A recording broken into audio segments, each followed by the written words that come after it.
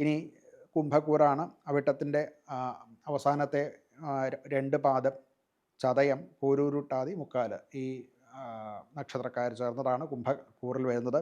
ലഗ്നത്തിലാണ് എല്ലാ പ്രധാനപ്പെട്ട ഗ്രഹങ്ങളും ബുധ, ശുക്ര, സൂര്യ, ചൊവ്വ, രാഹു ഇത്രയും ഗ്രഹങ്ങൾ ലഗ്നത്തിൽ വരുന്ന കാലമാണ്.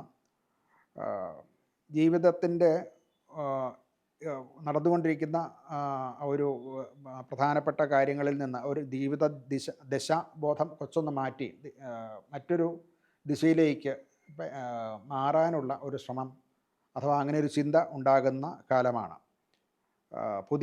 പുതിയ ബിസിനസ് സംബന്ധമായിട്ട് അല്ലെങ്കിൽ കരിയർ സംബന്ധിച്ച് പറഞ്ഞാൽ പുതിയ റോളിലേക്ക് അല്ലെങ്കിൽ ഒരു പുതിയ ബിസിനസ്സിലേക്ക് എടുത്തു ചാടാനും ഒക്കെ ഒരു ത്വര ഉണ്ടാകും. അതിനുള്ള അനുകൂലമായിട്ടുള്ള സാഹചര്യങ്ങളും ഉണ്ടാവുന്നതാണ്. പുതുതായി തുടങ്ങിയ ബിസിനസ് മറ്റ് കാര്യങ്ങളെ കൊണ്ടുള്ള വരുമാനവും അത് ഒരു സ്ഥിരമാകാനുള്ള കാലമാണ്. ആരോഗ്യ സംബന്ധമായിട്ട് നാഡീ സംബന്ധമായിട്ടുള്ള ചില രോഗങ്ങൾ വരാൻ സാധ്യതയുണ്ട്. ഉറക്കക്കുറവ് ഉണ്ടാകും. അതുകൊണ്ടുണ്ടാകാവുന്ന പ്രഷർ ഉണ്ടാകും.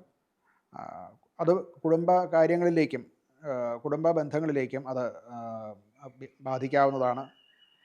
അവിടെ പ്രത്യേകം ശ്രദ്ധിക്കാനുള്ളത് സ്വയം കേന്ദ്രീകൃതമായിട്ടുള്ളൊരവസ്ഥ, അഥവാ കുടുംബത്തിലെ എല്ലാ കാര്യങ്ങളും ഞാൻ തന്നെയാണ്, എന്നിൽ കൂടെയാണ് ചലിക്കുന്നത് എന്നുള്ള ആ ഒരു ചിന്ത വെടിഞ്ഞിട്ട് എല്ലാവരുമായിട്ടും പരസ്പരം വാക്കുകളെ കൊണ്ട് അനുകൂല ഭാവമുണ്ടാക്കിയെടുക്കാൻ പ്രത്യേകം ശ്രദ്ധിച്ചില്ല എന്നുണ്ടെങ്കിൽ ചില അസ്വാരസ്യങ്ങൾ കുടുംബത്തിലും സംഭവിക്കാവുന്നതാണ്.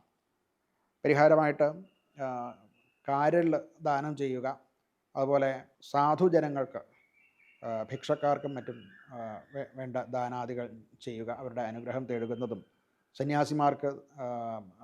സന്യാസിക്ക് ഭിക്ഷ കൊടുക്കുക മുതലായിട്ടുള്ള കാര്യങ്ങളൊക്കെ അനുകൂലമായിട്ടുള്ള ഫലം ഉണ്ടാക്കുന്നതാണ്.